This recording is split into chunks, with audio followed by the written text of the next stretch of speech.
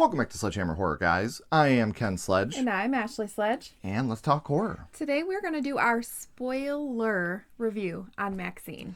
So, a little bit about the film. In 1980s Hollywood, adult film star and aspiring actress Maxxine Minks finally gets her big break. But as a mysterious killer stalks the starlets of Hollywood, a trail of blood threatens to reveal her sinister past. So, we are going to do our positives and then our negatives and then our spoilers. So if you don't want it spoiled, you can still listen to what we think is positive and negative about the film before then. So let's get into our positives.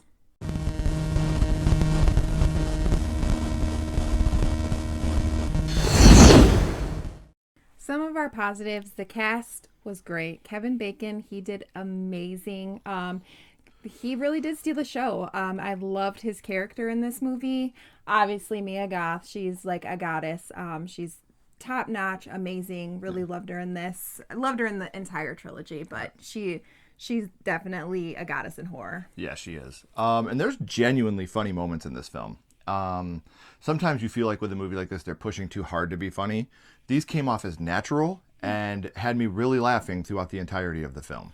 The practical effects are really awesome. You know how we like practical effects over CGI for the most part, and I felt like they did really good with the practical effects that they did use. They did not disappoint. No. And I love the LA noir feel, like even like moments of the score that Yeah. like it's totally like an LA noir type feel to the film, which gives it that mysterious type element. So there's a lot of positives that we are going to talk about in the spoilers, but with a movie of this magnitude, it's hard to keep these positives and negatives as spoiler free as we can. So, like I said, the LA noir feel, though, I really want to stress that as a fan of the old Xbox game LA Noire, I got a lot of those feelings, even with the score. Like when you're trying to figure out if someone is telling the truth, if they're lying, or if you're doubtful about them.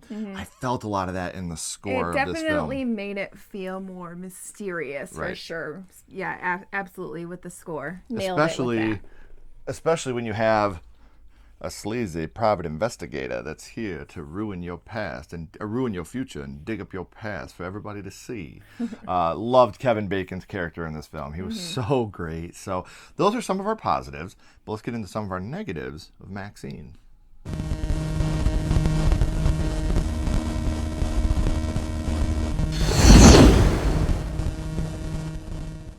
So when we're talking about the negatives, Ashley and I strongly disagree on this first one. Yeah, so he felt like it was over-reliant on the 80s feel, where I actually love the 80s feel of it.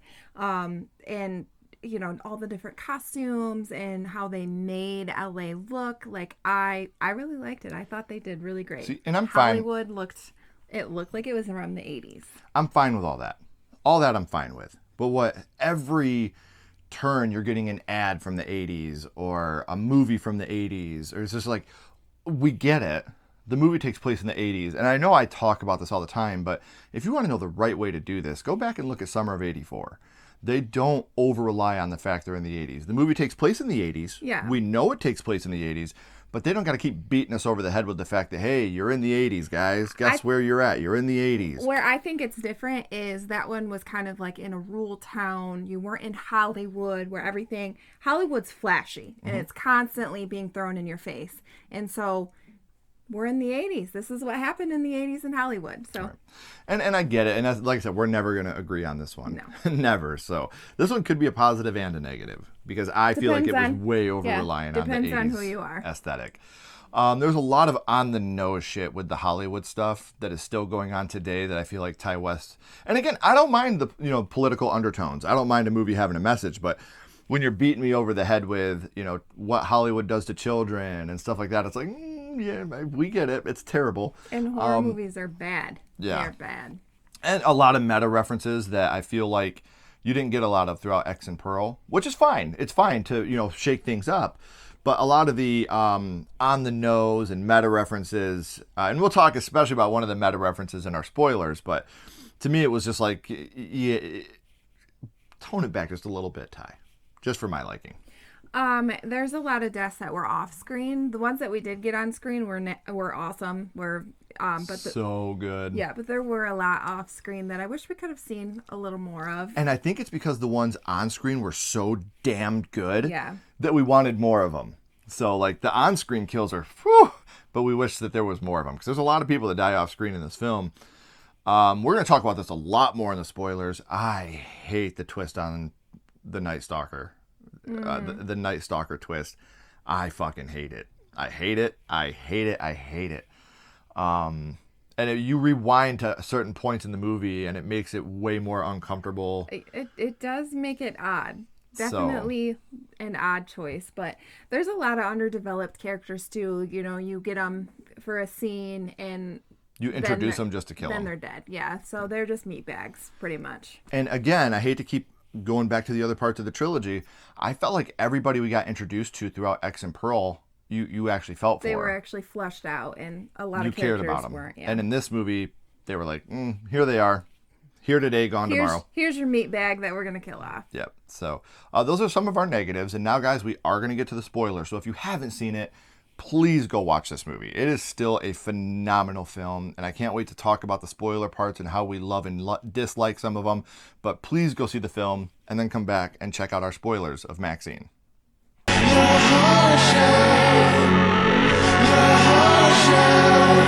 All right, so let's spoil some things.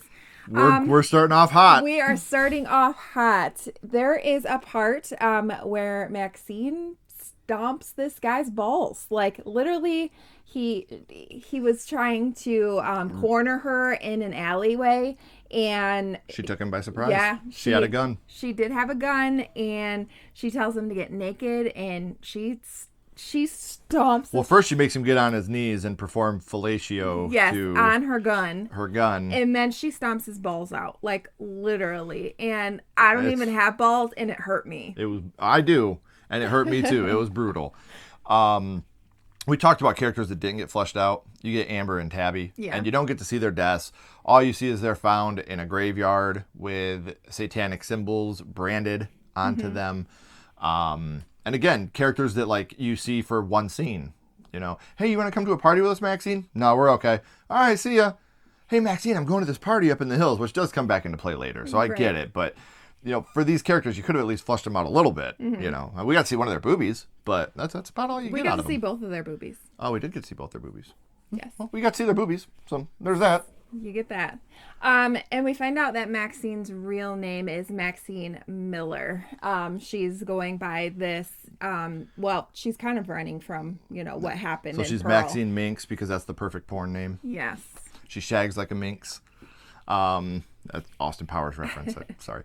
Now we talked about the on the nose references. They really reveal the parallels between Pearl and Norma Bates. You know, no one would suspect the old lady to be the killer, and Hollywood wasn't ready for that type of thing. And then you hiking back to X and how, you know, that was still really controversial to have, even though it was Mia Goth in a heavy prosthetic, which could not have been a lot of fun to do.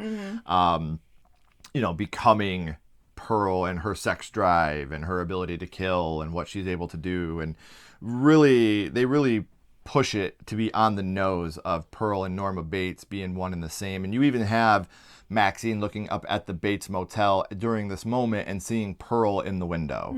You know, so I mean, like, again, I like the fact that, again, this is a positive and a negative for me. I love the fact they're giving flowers to Psycho. I really do. One of the greatest horror films of all time. I like that too, and I love seeing like the setup of Psycho with the motel and the house. I thought that was all really cool. But at the same time, it's like we don't need to be. We understood that from watching X and Pearl. We don't need it shoved down our throats. Yeah, so she has a friend, like the only friend. One of the only characters that you love. Yeah, they do flesh him out, and you know that he is an actual friend. He doesn't want to, you know, like he says, I'm the only one that doesn't want to fuck you. So he actually has her best interest in mind. And I think this is the one that hurt her the most is his death. And his death was brutal. He gets sliced on the back of the neck, and the killer just goes ham on him. Yeah. Knifes the shit out of this guy. Yes. Look great. And you feel so bad for him because you feel like he really is this good guy that has Maxxine's, you know, her best interest at heart. And they never confirm it, but I'm pretty sure at one point he was a homosexual prostitute. Because he has a guy come into the video store and he's like, I don't do those services anymore. You got to go. And like I said, that's what I loved about his character. I don't care if he's gay or straight. No. He loves Maxxine. That's all we need to know about him. She obviously needs a real friend like that. Mm-hmm.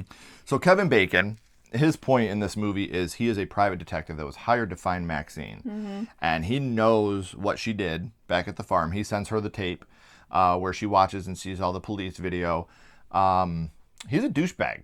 Like, he is a douchebag. You do not like him, but he plays his character so well. Like, his death, though, is one of the high points of the whole film. It's brutal. They trap him in his car, and they put him in a trash compactor inside the car.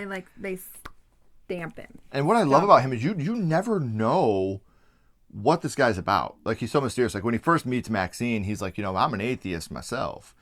And then, I don't know, but killing all those people would weigh on me. All my friends dying. That would weigh a lot on me if I were Christian. But then when he's dying, he recites the Lord's Prayer. Mm-hmm. Our Father who art in heaven, hallowed be thy name. And you're like, wait a minute. The whole time, there's always this air of mystery around this guy. You never know what part of him is legit, what part of him is he lying about, because he's a good private investigator. I think the only moment of truth he has throughout the movie is when he's trying to find Maxxine in the bathroom, and he's like, the reason I can find criminals is I'm a criminal myself. I'm just really good at it. So he's the ultimate con man. Yeah, absolutely. And so here is the biggest twist of them all. We find out that Maxxine's dad is the actual killer, and he framed the Night Stalker. And it's almost like this cult he has that's following him, and they're trying to get rid of Maxxine's They want to exorcise the demon out of her, because she's a porn star, and what dad wants, especially because he's a Christian man. He's a pastor. Yeah.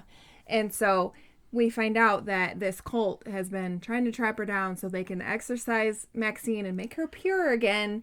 And killing all her friends in the process. Yeah, killing all her friends. And he's almost doing this to, he's making a video of it. He's making it a movie. Yeah.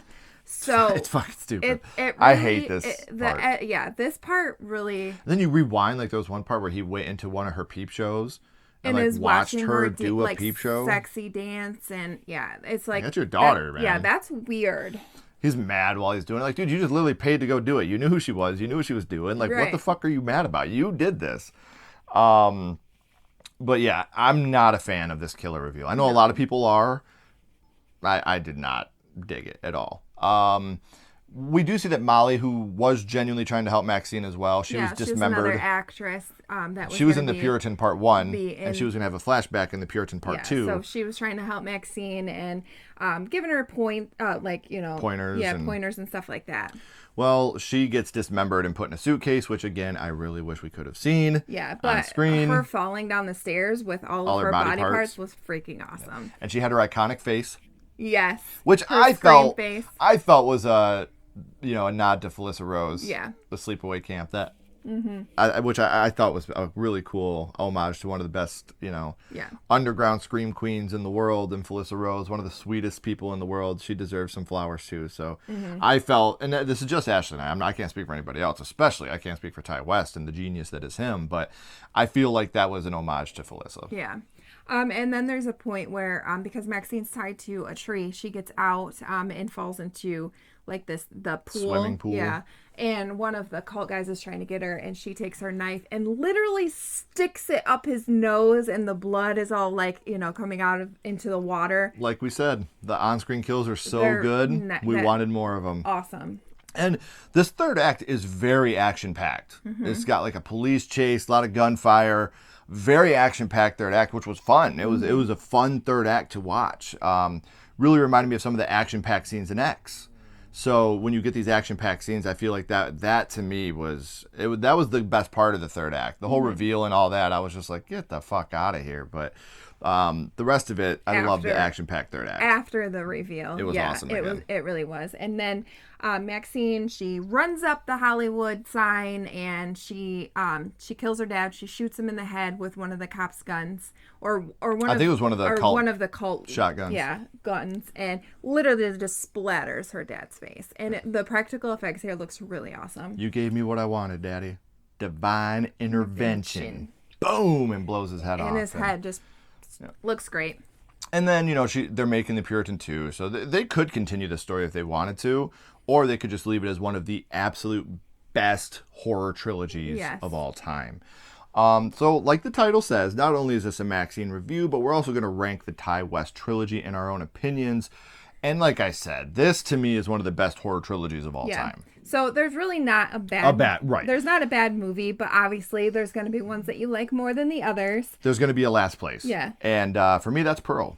Actually, that's my last place as well. Yeah, Pearl. And again, it's great. Love Pearl. I do love Pearl. The monologue in this movie at the end was one of the best things I've ever seen on screen. But for me, it goes Pearl, Maxxxine, X. That's mine as well. Not to feed off of your... Right. And we didn't discuss this beforehand. Yeah. But that's going to be it for me. Well, for us. Yeah. I think X is number one for me just because it took me by this like amazing surprise. Like I went into this not knowing anything about it, and what we got, I was just like, okay. And we got to go see it with one of our best friends. Yeah, we got to go see it with a friend, this movie, I loved it from first viewing.